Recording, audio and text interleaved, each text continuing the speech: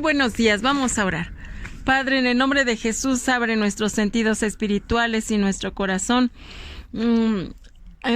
Haz que entendamos tu palabra y sobre todo que la hagamos por obra. Y te pedimos también en el nombre de Jesús que traigas nuestros pensamientos y nuestros sentimientos cautivos a tu palabra y a la acción del Espíritu Santo sobre nuestras vidas. Y que el demonio no se robe nada que tengamos como un incremento en nuestra espiritualidad. Señor, bendícenos dejándonos participar como la gente que vas a tener en el milenio. Llámanos con un nombre nuevo, que haya transformación suficiente en nosotros. Ayúdanos a no descansar hasta que se restablezca tu reino. Que jamás se dé el grano de nuestra comida a los enemigos y que logremos pasar por las puertas de justicia. Te lo pedimos por Jesucristo nuestro Señor. Amén. Te pedimos también en el nombre de Jesús que no sea yo hablando, sino tú en esta lectura y en todas las demás. Te lo pedimos por Jesucristo nuestro Señor. Amén. Bueno, el día de hoy vamos a leer una lectura muy especial y yo creo que la vamos a tener que partir en dos porque está un poquito larga. Es Jesús y la Samaritana. Es Juan 4. Dice, el Señor se enteró de que los fariseos tenían noticias de él. Se decía que Jesús bautizaba y atraía más discípulos que Juan, aunque de hecho no bautizaba a Jesús sino sus discípulos. Bueno, podemos ver aquí que el ministerio de Jesús había empezado con el bautismo, es decir, bautizaba a las personas así como Juan. Así también él bautizaba a las personas, pero bueno, ya vimos que no él, sino sus discípulos. Más después, ya empezó su ministerio de ir hasta Galilea a empezar a hablar del Evangelio. Y bueno, sigamos. Jesús decidió entonces abandonar Judea y volvió a Galilea. Para esto tenía que pasar por el país de Samaria.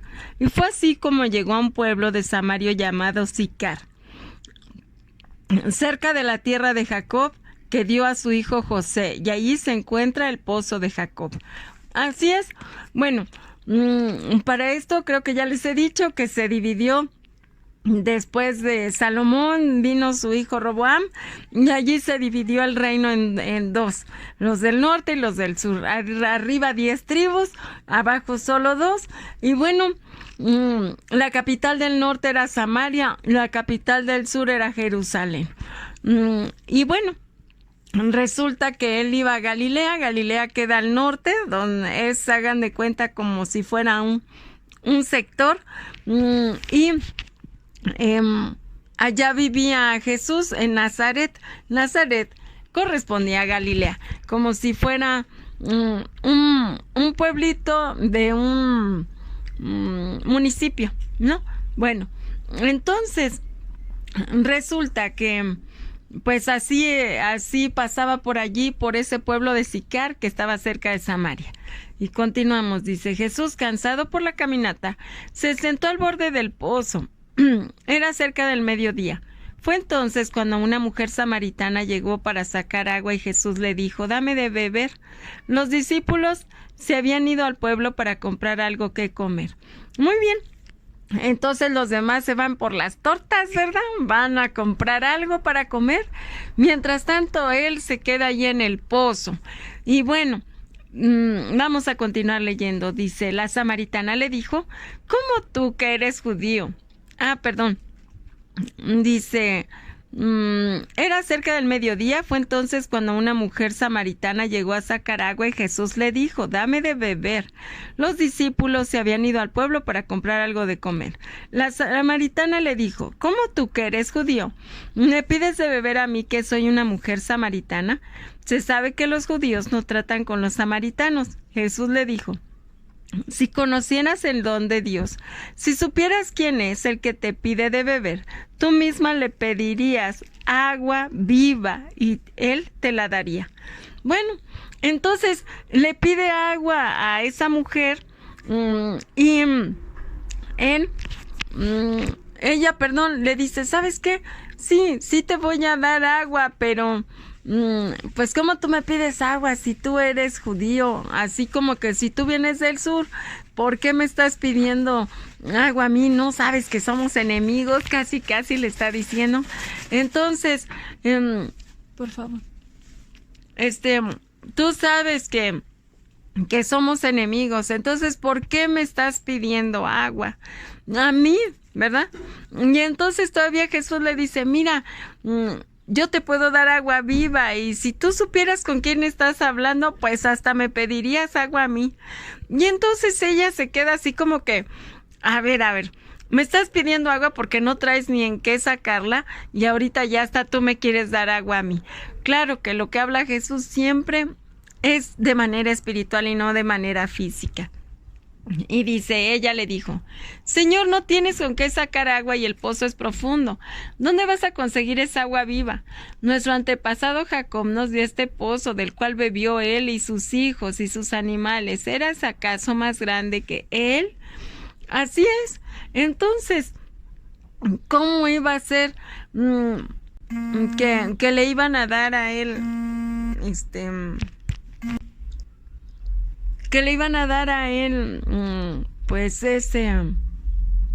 esa agua? Bueno, más bien a ella, ¿cómo le iban a dar esa agua si él no tenía con qué dársela, verdad? De tal manera que él pues estaba hablando, les digo, de un agua diferente. De ella hablaba del agua física, del agua con que se lava uno el cuerpo, la ropa, los trastes. Y el Señor Jesús estaba hablando del agua de vida de su palabra. Entonces, qué diferente, ¿verdad? Ella hablando acerca de una cosa y él hablando de otra. Y ¿saben? Así normalmente nos pasa a nosotros. No estamos en la sintonía de Dios. Y tenemos que ponernos en la sintonía de Dios.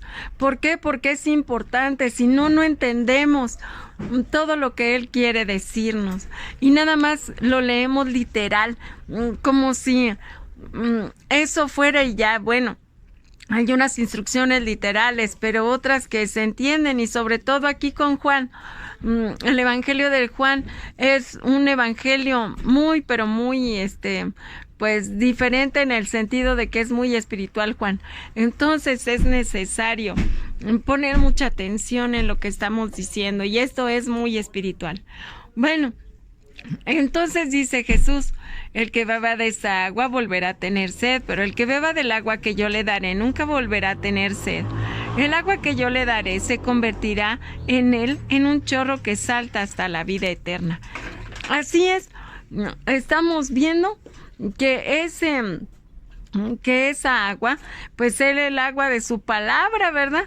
Entonces era un agua a la cual nos va a saciar para siempre, y qué necesario es tomar de esa agua, el agua de su presencia, el agua de su palabra, para estar totalmente en sintonía con él. Y dice aquí, la mujer le dijo, Señor, dame de esa agua, y así ya no sufriré la sed, ni tendré que volver aquí a sacar agua. Jesús le dijo, vete, llama a tu marido y vuelve acá. La mujer contestó, no tengo marido. Jesús le dijo, has dicho bien, no tienes marido, pues has tenido 5 maridos y el que tienes ahora no es tu marido. En eso has dicho la verdad. Bueno, ella le pedía de esa agua porque dijo, bueno, si realmente tiene de esa agua de vida, pues que me dé, y así ya no tendré que venir más a este pozo. Pero no, les digo que estaba hablando de algo diferente, del agua viva de su palabra. Entonces cuando le dice, bueno, mira, llama a tu marido, y para esto cuando le dice, mira, es que no tengo marido, y le dicen, es que has tenido 5 y el que tienes ahora tampoco es su marido. Wow, ella cede y dice, wow, tú eres un profeta, ¿verdad? Tú has sabido todo de mi vida. Sí, miren, ¿cuántos nos encontramos como esa mujer? Buscando el amor porque tenemos vacíos muy grandes en nuestro corazón. Y Jesús va a llenar ese vacío del corazón. Allí era el 7º hombre en su vida, pero claro que no iba a tener nada que ver en lo sexual, sino tenía que ver en aquellos vacíos que ella había tenido quizás desde niña. Entonces, si tú tienes vacíos así, el único que te puede complementar, el único que te puede llenar, el único que te puede restaurar y sanar es el Señor Jesús. Vamos a orar. Padre, en el nombre de Jesús te damos gracias porque eres bueno y fiel y tu amor perdura para siempre. Gracias porque tú nos das esa agua viva y tu presencia trae gozo, paz, sanidad, consuelo, vida, renovación. Así es que, Señor, te entregamos nuestras vidas a efecto de que tú puedas renovarnos, transformarnos, llenarnos. Te lo pedimos, Señor, en el nombre que está sobre todo nombre y es el de Cristo nuestro Señor. Amén.